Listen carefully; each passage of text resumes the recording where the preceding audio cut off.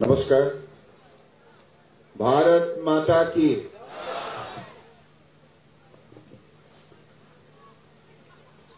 বৈতামাৰী অঞ্চলৰ ৰাইজ শক্তিশালী, কণ্ঠস্বৰ দুৰ্বল হ'ব নোৱাৰে। ভাৰত মাতা কি, ভাৰত মাতা কি। আজি 16 নং অভয়াপুৰী বিধানসভা সমষ্টিৰ অন্তৰ্গত 7 নং বৈতাবাৰী অনুষ্ঠিত হোৱা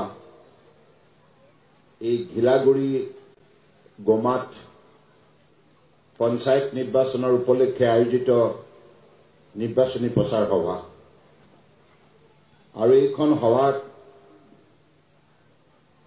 উপস্থিত বঙাইগাঁও জিলা ভাৰতীয় জনতা পাৰ্টিৰ সভাপতি মাননীয় উজ্জ্বল কান্তি ৰয় ডাঙৰীয়া,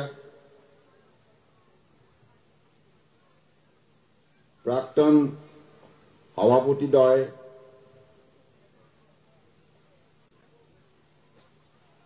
সুকেন ৰয় ডাঙৰীয়া, শ্ৰীমতী হিমানী অধিকাৰী ডাঙৰীয়ামণি আৰু জিলাৰ প্ৰভাৰী বন্দীপ ডেকা ডাঙৰীয়া, ভাৰতীয় জনতা পাৰ্টিৰ ৰাজ্যিক সমিতিৰ অন্যতম মুখপাত্ৰ আৰু অসম হাউচিং বোৰ্ডৰ মাননীয় উপাধ্যক্ষ সুভাষ দত্ত ডাঙৰীয়া, দলৰ নেতা শংকৰ প্ৰসাদ ৰায় ডাঙৰীয়া, কৌস্তৱ কুমাৰ দাস ডাঙৰীয়া, ৰুদ্ৰ কুমাৰ পাঠক ডাঙৰীয়া আৰু বৈতামাৰী মণ্ডলৰ মাননীয় সভাপতি খনীন্দ্ৰ কলিতা ডাঙৰীয়া, আজি সভাত উপস্থিত থকা আগন্তুক পঞ্চায়ত নিৰ্বাচনৰ বিভিন্ন পদবীৰ বাবে প্ৰতিনিধিত্ব আগবঢ়োৱা প্ৰাৰ্থীসকল, জেডপিচিৰ প্ৰাৰ্থী বৈতামাৰী জেডপিচিৰ শ্ৰীমতী প্ৰমীলা চৰকাৰ ডাঙৰীয়ানী, নৰ্থ চালমানা জেডপিচিৰ জ্যোতিময় চৰকাৰ ডাঙৰীয়া, মানিকপুৰ জেডপিচিৰ প্ৰাৰ্থী শেখৰজিৎ সিংহ ডাঙৰীয়া, চক্ৰভূম জেডপিচিৰ প্ৰাৰ্থী শ্ৰীমতী জানকী ৰায় ডাঙৰীয়ানী আৰু আঞ্চলিক পঞ্চায়তৰ সদস্যৰ প্ৰাৰ্থীসকল ঘিলাগুৰি জহৰ দাস ডাঙৰীয়া, শংকৰ ঘোলা শ্ৰীমতী ববিতা মণ্ডল ডাঙৰীয়ানী, খাঘাৰপুৰৰ শ্ৰীমতী তাজুৰী ৰয় ডাঙৰীয়ানী, বৈতামাৰীৰ শ্ৰী ভৰত চন্দ্ৰ নাথ ডাঙৰীয়া, চালান্তাপাৰা চন্দ্ৰকান্ত বৰ্মন ডাঙৰীয়া আৰু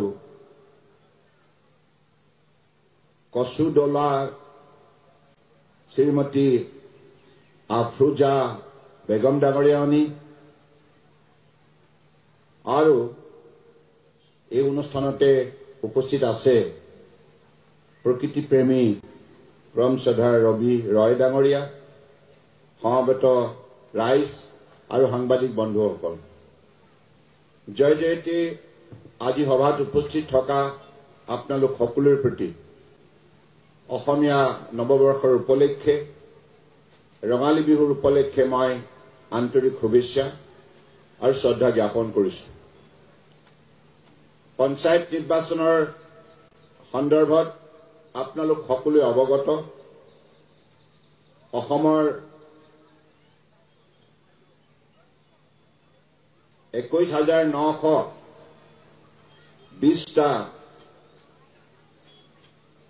পঞ্চায়ত ৱাৰ্ডৰ আমাৰ আসনৰ বাবে প্ৰতিদ্বন্দ্বিতা হৈছে 2192খন আমাৰ পঞ্চায়ত প্ৰেচিডেণ্টৰ আসন আছে 2192খন এপি মেম্বাৰৰ আসন আছে আৰু 397টা আমাৰ জেডপিচিৰ সদস্যৰ আসন আছে গতিকে এই নিৰ্বাচনটো ভাৰতবৰ্ষৰ গণতন্ত্ৰৰ আটাইতকৈ ডাঙৰ নিৰ্বাচন য'ত গঞা ৰাইজে এই নিৰ্বাচনত স্বতঃস্ফূৰ্তভাৱে অংশগ্ৰহণ কৰে এইবাৰ মুঠ ভোটাৰৰ সংখ্যা 1,80,14,913 জন ইয়াৰে মহিলা 90,60,000 গৰাকী গতিকে পুৰুষ 90,60,000 গৰাকী পুৰুষ আৰু মহিলা হ'ল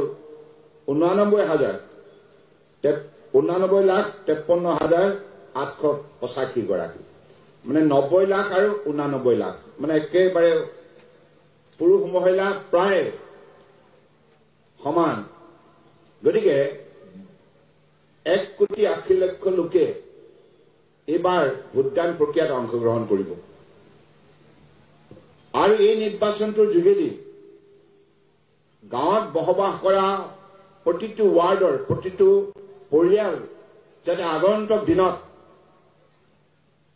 স্বাৱলম্বী হ'ব পাৰে আত্মনিৰ্ভৰশীল হ'ব পাৰে তাৰ বাবে ভাৰত চৰকাৰ অসম চৰকাৰৰ যৌথ প্ৰচেষ্টাত যিবিলাক আঁচনি পঞ্চায়তৰ যোগেদি ৰূপায়ণ হৈছে সেই আঁচনিবিলাক আগন্তুক দিনত অধিক শক্তিশালী ৰূপ দিয়া হ'ব মাননীয় প্ৰধানমন্ত্ৰী নৰেন্দ্ৰ মোদী ডাঙৰীয়াই 2014 চনত ভাৰতবৰ্ষৰ প্ৰধানমন্ত্ৰী হিচাপে দায়িত্বভাৰ গ্ৰহণ কৰিছিল ইয়াৰ পূৰ্বতে 1952 চনৰ পৰা প্ৰায় 60 বছৰ কাল ভাৰতীয় জাতীয় কংগ্ৰেছে কেন্দ্ৰীয় চৰকাৰ ৰাজ্য চৰকাৰ পৰিচালনা কৰিছিল আৰু পঞ্চায়তসমূহো তেখেতসকলে পৰিচালনা কৰিছিল নগৰ সমিতিসমূহবিলাকে তেওঁলোকে পৰিচালনা কৰিছিল অৰ্থাৎ কংগ্ৰেছৰ প্ৰায় 6টা দশক ধৰি যি ৰাজত্ব চলিছিল সেই সময়ত ভাৰতবৰ্ষৰ গাঁওসমূহৰ বা চহৰসমূহৰ পৰিস্থিতি পৰিৱৰ্তন কৰিবলৈ সক্ষম হোৱা নাছিল অৰ্থাৎ এখন সমাজ বিশেষকৈ গাঁও অঞ্চলৰ ৰাইজে যদি সামাজিকভাৱে সবল হ'ব লগা হয় আৰ্থিকভাৱে যদি আত্মনিৰ্ভৰশীল হ'ব লগা হয় উপাৰ্জনক্ষম হ'ব লগা হয় শৈক্ষিকভাৱে যদি আগৰণুৱা হ'ব লগা হয় সাংস্কৃতিকভাৱে যদি আগবাঢ়িব লগা হয় সকলো ক্ষেত্ৰতে জনসাধাৰণক আধুনিক ধ্যান ধাৰণাৰে আন্তঃগাঁথনি ব্যৱস্থা বিশেষভাৱে প্ৰদান কৰিব লাগিব যেতিয়ালৈকে যাতায়াত সুচল নহয় তেতিয়ালৈকে এখন সমাজ এখন ৰাজ্য এখন ৰাষ্ট্ৰ উন্নয়নৰ দিশত আগবাঢ়ি যোৱাটো অসম্ভৱ সেইকাৰণে মাননীয় প্ৰধানমন্ত্ৰী ডাঙৰীয়াই কংগ্ৰেছৰ দীৰ্ঘদিনীয়া অৱহেলাৰ ফলশ্ৰুতিত এই সমৃদ্ধিশালী ভাৰতবৰ্ষ দুৰ্বল হৈ থকাৰ কাৰণসমূহ তেখেতে দায়িত্ব লৈ বিতংভাৱে অধ্যয়ন কৰিলে দেখিলে যে কংগ্ৰেছ বিফল হোৱাৰ মূল কাৰণটোৱে হ'ল তেখেতসকলৰ নেতা পালি নেতাবিলাকৰ জনসেৱা দৰিদ্ৰ জনগণক শ্ৰদ্ধা ভক্তিয়ে সেৱা কৰাৰ মানসিকতা নাছিল ইয়াৰ পৰিৱৰ্তে কংগ্ৰেছৰ নেতা পালি নেতাবিলাকে কেৱল নিজৰ পৰিয়ালটো আৰ্থিকভাৱে সবল কৰাৰ নিমিত্তে দুখীয়াৰ নামত প্ৰস্তুত কৰা বিভিন্ন আঁচনিসমূহৰ ধন আত্মসাৎ কৰিছে তাৰ বাবে তেখেতসকলে গোটেই ৰাষ্ট্ৰখনক পিছুৱাই ৰাখিলে ভাৰতবৰ্ষৰ বহুত প্ৰতিভা সম্পন্ন কৌটি কৌটি গ্ৰাম্য অঞ্চলত বসবাস কৰা ৰাইজক উন্নয়নৰ ক্ষেত্ৰত আগুৱাই নিবৰ বাবে সক্ষম নহল। ফলত বিশ্বৰ বুকুত ভাৰতবৰ্ষ এখন দুৰ্বল ৰাষ্ট্ৰ হিচাপে চিহ্নিত হল। কংগ্ৰেছৰ কাৰ্যকালৰ কথা মই কৈছো।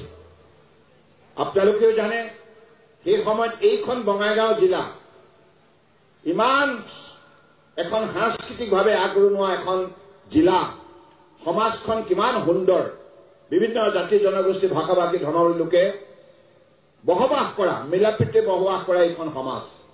এইখন সমাজত বহু যোগ্যতা, দক্ষতা, দৃঢ়তা, একাগ্ৰতা, কঠোৰ পৰিশ্ৰমৰ মানসিকতা বিৰাজমান। তৎসত্বেও বঙাইগাঁও জিলাৰ দৰে অসমৰ কোনো জিলা বা কোনেই ভাৰতবৰ্ষৰ জিলাসমূহক গ্ৰাম্য অঞ্চলক বিশেষভাৱে আগুৱাই নিবৰ বাবে তেখেতসকলক সক্ষম নোহোৱাৰ প্ৰধান কাৰণ তেখেতসকলৰ কোনোদিনেই মনটো পৰিষ্কাৰ নাছিল। দুৰ্নীতি, ভ্ৰষ্টাচাৰ আৰু পৰিয়ালকেন্দ্ৰিক তেখেতসকলৰ নীতিৰ দ্বাৰা প্ৰবঞ্চনা আৰু প্ৰতাৰণাৰ যোগেদি জনসাধাৰণক প্ৰাপ্য অধিকাৰৰ পৰা বঞ্চিত কৰা বাবেই ইমান এখন শক্তিশালী ৰাষ্ট্ৰক আগুৱাই নিব নোৱাৰিলে। কিন্তু মাননীয় প্ৰধানমন্ত্ৰী নৰেন্দ্ৰ মোদী ডাঙৰীয়াই যোৱা 10 বছৰে যিমান আন্তৰিকতাৰে আধুনিক ধ্যান ধাৰণাৰে সঠিক নীতি, সঠিক পৰিকল্পনা, সঠিক আঁচনি বিভিন্ন শ্ৰেণীৰ ৰাইজৰ বাবে প্ৰস্তুত কৰি বাজেটৰ ধন লাখ লাখ কোটি টকা ধাৰ্য কৰি আৰু হিতাধিকাৰী যাতে প্ৰতিখন আঁচনিৰ পৰা লাভান্বিত হ'ব পাৰে তাৰ বাবে হিতাধিকাৰীৰ নামত আবণ্টিত ধন শতকৰা 100% যাতে পাব পাৰে তাৰ ব্যৱস্থা তেখেতে প্ৰৱৰ্তন কৰিলে। স্বচ্ছ আৰু নিকা নীতিৰ দ্বাৰা প্ৰশাসন ব্যৱস্থা জিলিকাই তুলিলে। প্ৰশাসন ব্যৱস্থাৰ যোগেদি সমাজক মৰ্যাদা, সামাজিক ন্যায়, অৰ্থনৈতিক উন্নয়ন সম্ভৱ কৰি তুলিলে। যাৰ ফলত আজি ভাৰতবৰ্ষ শক্তিশালী হল। বিশ্বৰ সকলো উন্নত ৰাষ্ট্ৰই একেমুখে স্বীকাৰ কৰে বৰ্তমান নৰেন্দ্ৰ মোদী ডাঙৰীয়াৰ বলিষ্ঠ নেতৃত্বত, দূৰদৰ্শী নেতৃত্বত, সৎ আৰু নিষ্ঠাবান তেখেতৰ পদক্ষেপৰ ফলত আজি ভাৰতবৰ্ষ বিশ্বৰ 5ম বৃহৎ অৰ্থনীতি হিচাপে নিজৰ পৰিচয় দাঙি ধৰিবলৈ সক্ষম হল। আৰু আজি আপোনালোকে বঙাইগাঁও জিলাৰ কংগ্ৰেছৰ কাৰ্যকালৰ কাম আৰু বিজেপি নেতৃত্বাধীন মিত্ৰজোঁটৰ কাৰ্যকালৰ কাম, বিজেপি নেতৃত্বাধীন কেন্দ্ৰীয় চৰকাৰ NDA কাৰ্যকালৰ কাম আপোনালোকে যুক্তি সহকাৰে বিশ্লেষণ কৰক। ইয়াত দেখিব গাঁৱে গাঁৱে পকী ৰাস্তা নিৰ্মাণ। এই যোগীঘোপাত আজি আপোনালোকে দেখিছে মাল্টি মডেল লজিষ্টিক পাৰ্ক, ইয়াত যিটো নদীৰ বন্দৰ নিৰ্মাণ কৰা হৈছে, এইটো আন্তঃৰাষ্ট্ৰীয় বন্দৰ। ভৱিষ্যতৰ দিনত এই যোগীঘোপাৰ পৰাই ভূটান, বাংলাদেশ, আপোনাৰ ম্যানমাৰ, থাইলেণ্ড, নেপাল আৰু চুবুৰীয়া বিভিন্ন ৰাজ্যসমূহলৈ বিভিন্ন ধৰণে সামগ্ৰী অনা নিয়া হ'ব। গতিকে আজিৰ তাৰিখত এইখন বঙাইগাঁও জিলাতেই মেডিকেল কলেজ, ইঞ্জিনিয়াৰিং কলেজ আৰু বৈতামাৰীত যিটো আছাম পেট্ৰকেমিকেল লিমিটেডৰ উন্নত প্ৰকল্প ইত্যাদি ইত্যাদি বিজেপিৰ কাৰ্যকালতেই সম্ভৱ হৈছে। আৰু বঙাইগাঁও ৰিফাইনেৰীৰ উৎপাদন শক্তি বৃদ্ধি কৰাৰ শক্তিশালী সিদ্ধান্ত বিজেপি কাৰ্যকালতে সম্ভৱ হৈছে। আৰু আজিৰ তাৰিখত বঙাইগাঁও জিলা আৰু পিছপৰি থকা জিলা নহয়, এখন আগৰণুৱা ভাৰতবৰ্ষৰ বুকুত জিলা হিচাপে চিহ্নিত হৈছে। এতিয়া আৰু ভৱিষ্যতৰ দিনত মাননীয় প্ৰধানমন্ত্ৰী ডাঙৰীয়াই থিৰাং কৰিছে যে আমাৰ সংবিধানে যি শাসন ব্যৱস্থা আমাক প্ৰদান কৰিছে, কেন্দ্ৰীয় চৰকাৰ, ৰাজ্য চৰকাৰ, স্থানীয় চৰকাৰ, নগৰ সমিতি হওক, পঞ্চায়ত হওক, ইয়াৰ যোগেদি যাতে ভাৰতবৰ্ষৰ বুকুত বসবাস কৰা 140,84 লাখ লোকে গঢ় দিয়া বিভিন্ন পৰিয়ালসমূহক আগন্তুক দিনত আৰ্থিকভাৱে সবল কৰি তোলা হ'ব, স্বাৱলম্বী কৰি তোলা হ'ব। কোনো এটা পৰিয়াল যাতে ভোকত থাকিব নালাগে, কোনো এটা পৰিয়ালৰ সতি সন্ততি যাতে নিবনুৱা হৈ থাকিব নালাগে, কোনো দুখীয়া পৰিয়ালৰ মহিলা উপাৰ্জনৰ ক্ষেত্ৰত যাতে দুৰ্বল হৈ থাকিব নালাগে তাৰ বাবে কেন্দ্ৰীয় ৰাজ্য চৰকাৰৰ দ্বাৰা যিমানবিলাক আঁচনি ৰূপায়ণ কৰা হৈছে সময়মতে ৰূপায়ণ কৰা হৈছে ইয়াত হিতাধিকাৰীৰ টকা আত্মসাৎ কৰাৰ কোনো ব্যৱস্থা নাই কাৰণ নৰেন্দ্ৰ মোদী ডাঙৰীয়াই দায়িত্ব লৈ স্পষ্ট কৈছে না খাওঁগা না খানে দৌঁগা আৰু অসম চৰকাৰৰ এটাই নীতি নলওঁ আৰু নিদিওঁ আপোনালোকে জানে মোক আপোনালোকে মুখ্যমন্ত্ৰী পাতিছিল তেতিয়া জিলাৰ প্ৰতিখন সদৰ কাৰ্যালয়ত উপায়ুক্তবিলাকক নিৰ্দেশ দিয়া হৈছে গতিকে দুৰ্নীতিৰ বিৰুদ্ধে শূন্য সহনশীলতা আৰু সেইবাবে আজি দেশ প্ৰগতিৰ পথত আজি এইখন ভাৰতবৰ্ষ কংগ্ৰেছৰ দিনত ইমান দুৰ্বল হৈ আছিল আজি 10 বছৰৰ ভিতৰতে ইমান শক্তিশালী হল কেনেকৈ ইয়াৰ মূল কাৰণটো হল সততা আৰু নিষ্ঠাৰে শাসনভাৰ পৰিচালনা কৰা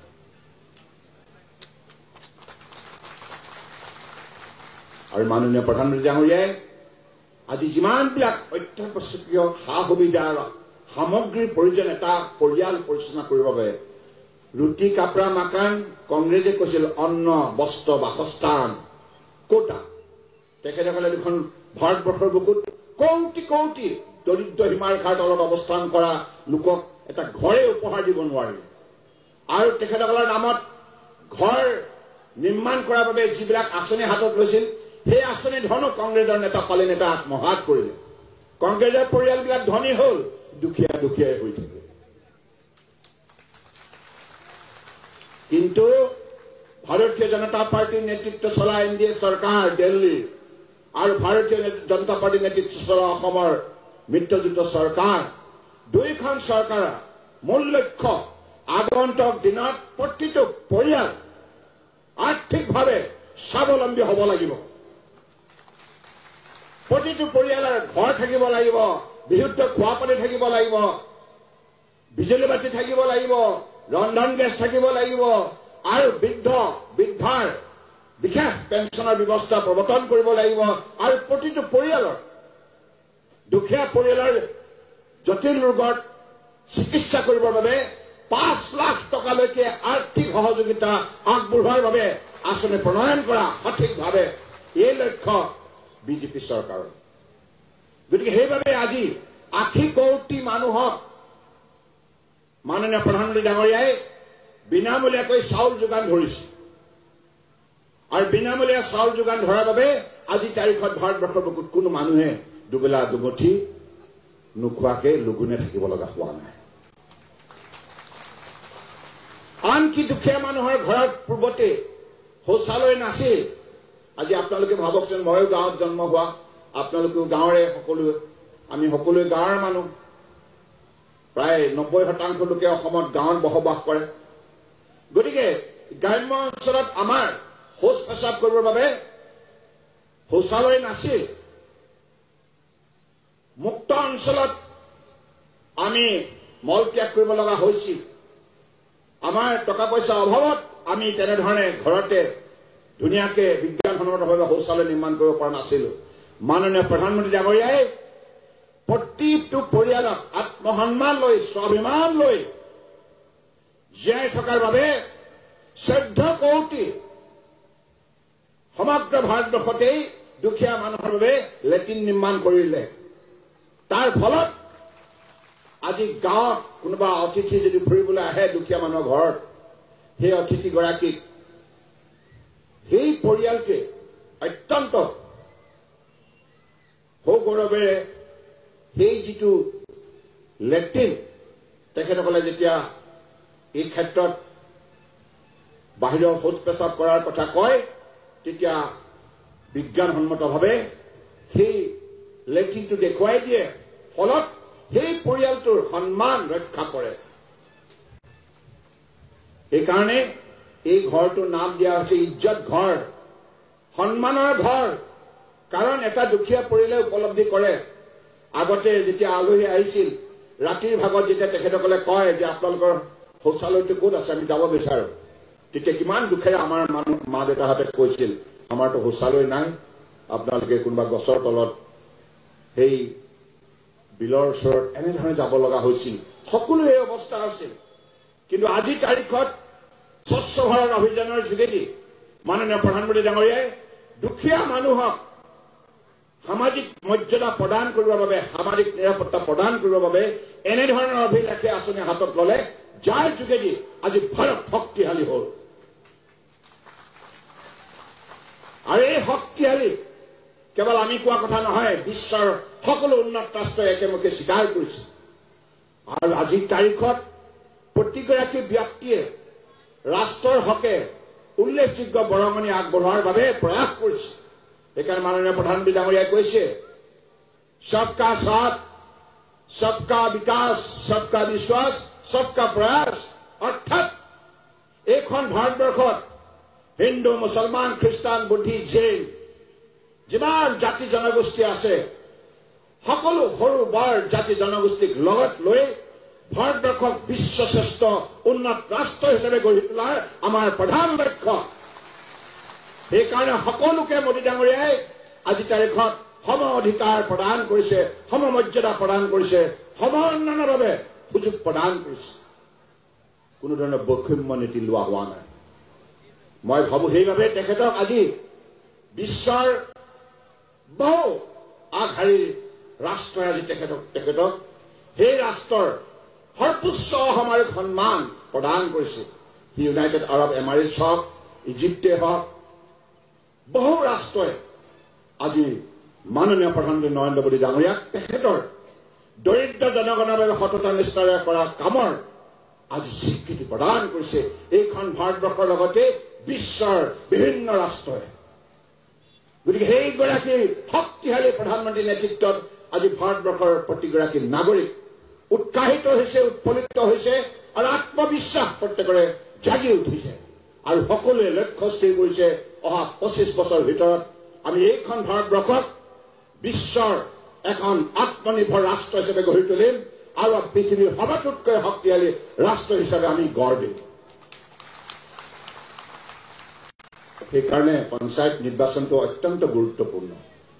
প্ৰতিটো পঞ্চায়তত বসবাস কৰা প্ৰতিটো পৰিয়াল, সি যি জাতিয়ে নহওক, যি ধৰ্মই নহওক, যি সম্প্ৰদায় নহওক, সকলো যিমান ভাৰতীয় নাগৰিক আছে সকলোকে সন্মান সহকাৰে জীৱনৰ বাটত আগুৱাই নিয়াটো হৈছে বিজেপি চৰকাৰৰ প্ৰধান লক্ষ্য।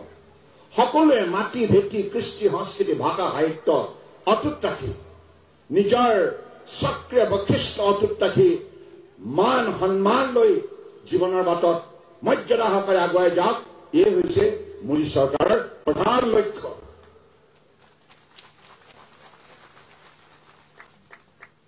সেইবাবে আজিৰ তাৰিখত পৃথিৱীৰ বুকুত এনে ৰাষ্ট্ৰ নাই যি ৰাষ্ট্ৰই ভাৰতবৰ্ষৰ গুণানুকীৰ্তন নকৰে। সি আমেৰিকাই হওক, চাইনাই হওক, আজি স্বীকাৰ কৰিবলৈ বাধ্য হৈছে যে এইখন ৰাষ্ট্ৰই বৰ্তমান সময়ত মোদী ডাঙৰীয়াৰ সুযোগ্য নেতৃত্বৰ ফলত 140 কোটি 84 লাখ লোকৰ সহযোগত পৃথিৱীৰ সবাতোতকৈ তীব্ৰ বেগত আগবাঢ়ি যোৱা এখন অৰ্থনীতি। India is the fastest growing economy in the world. গতিকে সেইবাবে আজি ভাৰতবৰ্ষৰ বুকুত সকলোৱে সন্মান সহকাৰে জীয়াই থাকিবলৈ সক্ষম হৈছে। গতিকে মই ভাবো এই বৈতামাৰী অঞ্চলতো পৰমশ্ৰদ্ধা ৰাইজ, এই অঞ্চলৰ ৰাইজ আগন্তুক দিনত আত্মনিৰ্ভৰ হ'ব লাগিব। আপুনি আত্মনিৰ্ভৰ হলে আত্মসন্মান লৈ জীয়াই থাকিব পাৰিব, কাৰো ওচৰত হাত পাতিব নালাগে। প্ৰতিটো পৰিয়াল আৰ্থিকভাৱে সবল হ'ব, প্ৰতিটো পৰিয়াল সামাজিকভাৱে শক্তিশালী হ'ব, প্ৰতিটো পৰিয়াল শৈক্ষিক দিশত আগুৱাই যাব, প্ৰতিটো পৰিয়াল সাংস্কৃতিকভাৱে চহকী হ'ব, প্ৰতিটো পৰিয়াল মান সন্মান স্বাভিমান লৈ জীয়াই থাকিব। গতিকে বঙাইগাঁও জিলা আত্মনিৰ্ভৰ হলে অসম আত্মনিৰ্ভৰ হ'ব, অসম আত্মনিৰ্ভৰ হলে ভাৰত আত্মনিৰ্ভৰ হ'ব। গতিকে সেইবাবে পঞ্চায়ত নিৰ্বাচনটো গুৰুত্বপূৰ্ণ। ভাৰতবৰ্ষৰ বুকুত থকা প্ৰায় 7 লাখখন গাঁও, প্ৰতিটো পৰিয়ালক আগন্তুক দিনত আত্মনিৰ্ভৰ কৰি তোলাৰ আমাৰ লক্ষ্য আছে। সেইকাৰণে শিক্ষা হওক, চিকিৎসা হওক, বৃদ্ধ হওক, বৃদ্ধা হওক, বিধৱা হওক, অবিবাহিত মহিলা হওক, দিব্যাংগ হওক, সকলো শ্ৰেণীক খেতিয়ক হওক, শ্ৰমিক হওক, সকলো শ্ৰেণীৰ লোক শক্তিশালী হৈ থাকিব লাগে।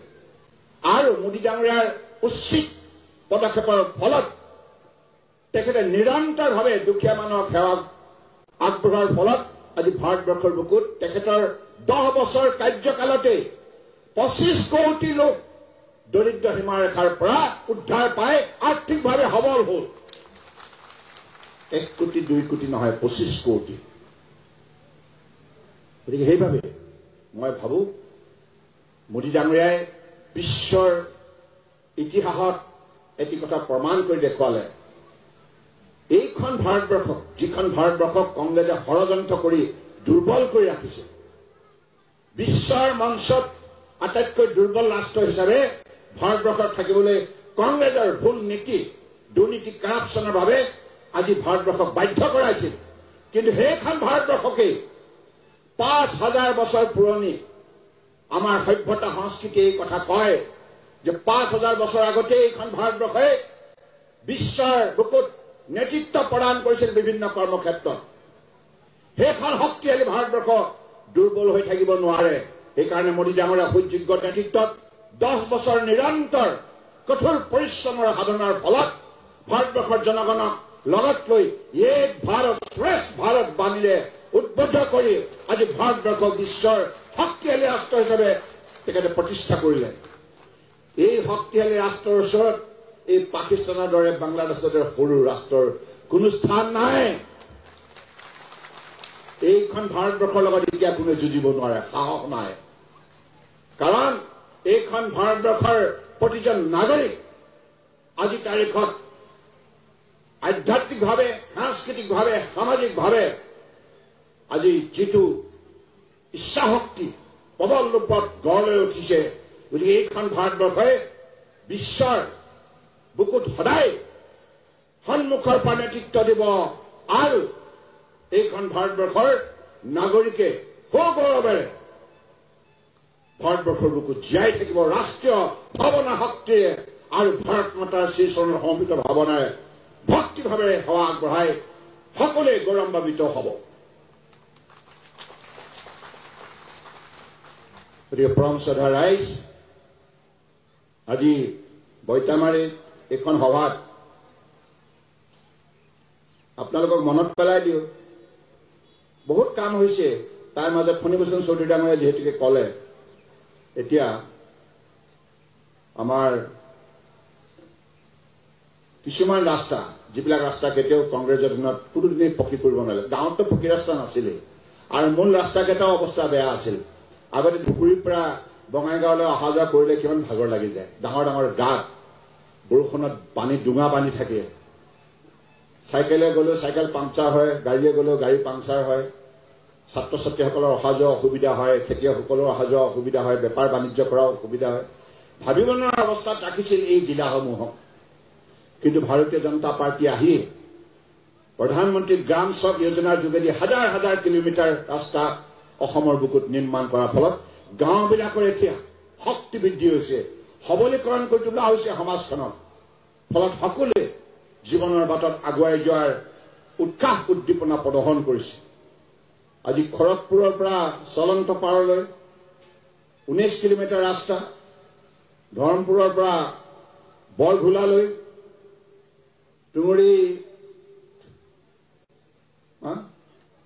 টুলুঙিয়াৰ পৰা বৰঘোলালৈ, চিদলচতীৰ পৰা বৰঘোলালৈ, বাইতামাৰীৰ পৰা অভয়াপুৰীলৈ, এইখিনি প্ৰতিটো ৰাস্তা ভাৰতীয় জনতা পাৰ্টীৰ চৰকাৰৰ কাৰ্যকালত নিৰ্মাণ হৈছে। ইয়াৰ ফলত সেই ৰাস্তাৰ দাঁতিত বসবাস কৰা প্ৰতিখন গাঁও আজি মনোবল বৃদ্ধি হৈছে। সকলো শ্ৰেণীৰ ৰাইজক এই যাতায়াত ব্যৱস্থাই আজি শক্তি যোগান ধৰিছে। ইয়াৰ উপৰিও Jogighopa multi modal logistic park, ইয়াৰ গুৰুত্ব মই আপোনালোকক জনালো। Bongaigaon engineering college, Boitamari Assam petrochemical লিমিটেডৰ প্ৰকল্প, বঙাইগাঁও মেডিকেল কলেজ আৰু Bongaigaon Assam police convention centre, এনেধৰণে আন্তঃগাঁথনি বিভিন্ন ধৰণৰ অনুষ্ঠান প্ৰতিষ্ঠান গঢ় লৈ উঠাৰ বাবে এইখন সমাজ প্ৰাণৱন্ত হৈছে। এইখন সমাজে থিৰাং কৰিছে যে আগন্তুক দিনত অসমৰ বুকুত বঙাইগাঁও জিলা আটাইতকৈ শক্তিশালী জিলা হিচাপে নিজৰ পৰিচয় দাঙি ধৰিবলৈ সক্ষম হ'ব। ইয়াত বসবাস কৰা অসমীয়া, মাৰোৱাৰী, বিহাৰী, বঙালী, পাঞ্জাবী, নেপালী বিভিন্ন জাতি জনগোষ্ঠী, কোচ ৰাজবংশীৰ পৰা আৰম্ভ কৰি বড়ো, ৰাভা, মিচিং সকলোৱে, কলিতা, কায়স্থ, মই সকলোৰে নাম লোৱা নাই যদিও সকলো জাতি জনগোষ্ঠী আৰু হিন্দু, মুছলমান, খ্ৰীষ্টান, বৌদ্ধিক, জৈন যিমান আমি অসমৰ বৃহত্তৰ অসমীয়া সমাজৰ সতি সন্ততি আছো, বৈধ ভাৰতীয় নাগৰিক আছো, সকলোৱে মিলি আগন্তুক দিনত পঞ্চায়ত ৰাজ ব্যৱস্থাৰ যোগেদি আমি আমাৰ জয় যাত্ৰাৰ পাতনি মেলিম, হয়নে? গতিকে সেইবাবে আপোনালোকে এইটো থিৰাং কৰক। ডক্টৰ হিমন্ত বিশ্ব শৰ্মা ডাঙৰীয়াই অসমৰ বৰাক ব্ৰহ্মপুত্ৰ পাহাৰ ভৈয়ামৰ সকলো শ্ৰেণীৰ ৰাইজৰ বাবে এটা লক্ষ্য স্থিৰ কৰিছে যে আগন্তুক দিনত এইখন অসম ভাৰতবৰ্ষৰ অন্যতম শক্তিশালী উন্নত ৰাজ্য হিচাপে নিজৰ পৰিচয় দাঙি ধৰিবলৈ সক্ষম হ'ব। গতিকে সেই লক্ষ্যত উপনীত হ'বৰ বাবে আপোনালোকেও অসমৰ বুকুত বিভিন্ন জিলাসমূহৰ মাজত প্ৰতিযোগিতাৰ অনুভূতিৰে, মানসিকতাৰে আপোনালোকে কাম কৰিব লাগিব আৰু পঞ্চায়ত ৰাজ ব্যৱস্থা শক্তিৰ ৰূপত গঠন কৰি ইয়াৰ প্ৰতিনিধিসকল ৰাইজৰ প্ৰতি দায়বদ্ধতাৰে দায়িত্ব সহকাৰে কাম কৰি আমি আমাৰ ভৱিষ্যত ৰচনা কৰিব লাগিব। কাৰণ কেন্দ্ৰীয় ৰাজ্য চৰকাৰৰ তৰফৰ পৰা যিমানবিলাক আঁচনি গ্ৰাম্য অঞ্চলৰ ৰাইজক কেন্দ্ৰ কৰি ইতিমধ্যে ৰূপায়ণ কৰা হৈছে, প্ৰতিখন আঁচনিয়ে মহিলা হওক, পুৰুষ হওক, যুৱক হওক, যুৱতী হওক, বৃদ্ধ হওক, বৃদ্ধা হওক, খেতিয়ক হওক, শ্ৰমিক হওক, সকলোকে আজি শক্তি যোগান ধৰিছে, সবলীকৰণ কৰিছে। গতিকে মই ভাবো যে আগন্তুক দিনত আপোনালোকে সেই অনুভূতিৰে কাম কৰক। আৰু এতিয়া মই আপোনালোকৰ পৰা আশীৰ্বাদ বিচাৰিম। আমাৰ যিকেইগৰাকী প্ৰাৰ্থী আছে আপোনালোকে সকলোৱে আশীৰ্বাদ দিব। এই সন্মুখলৈ আহকচোন আপোনালোক, ZPC, AP যিসকল আমাৰ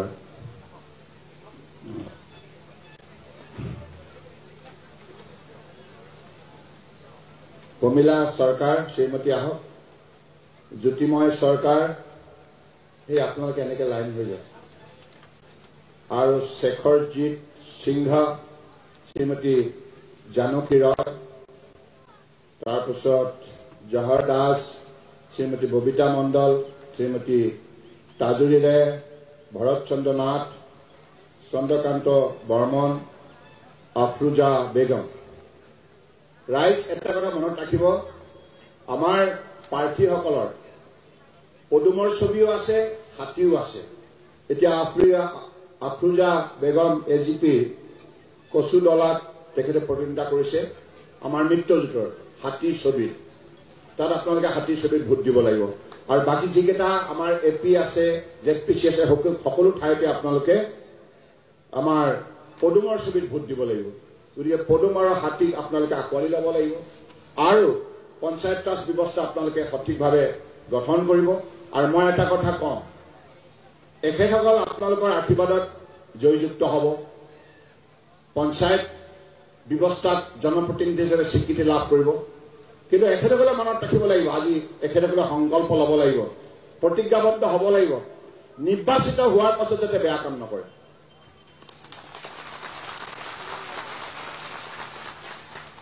বেয়া কাম কৰিলে কিন্তু ৰাইজে শাস্তি দিব, হয়নে?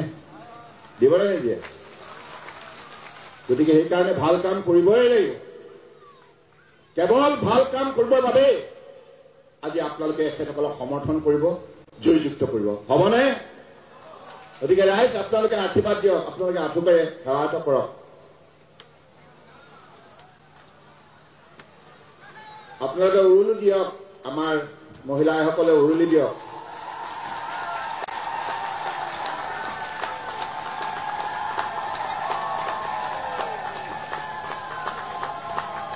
ৰাইজ বহুত বহুত ধন্যবাদ, আপোনালোক মহান। আপোনালোকৰ যি আন্তৰিকতা, যি আশীৰ্বাদ আজি আমাৰ প্ৰাৰ্থীসকলে লাভ কৰিছে। গতিকে আমি সকলোৱে ইয়াৰ বাবে আপোনালোকৰ শ্ৰীচৰণত গভীৰ কৃতজ্ঞতা জ্ঞাপন কৰিছো, ধন্যবাদ জনাইছো। আৰু সকলোকে মোৰ সৈতে ভাৰত মাতাৰ শ্লোগানটো সহযোগ কৰিবৰ বাবে আহ্বান জনাইছো। ভাৰত মাতা কি, ভাৰত মাতা কি, ভাৰত মাতা কি, জয় অসম, জয় অসম, জয় অসম। ধন্যবাদ।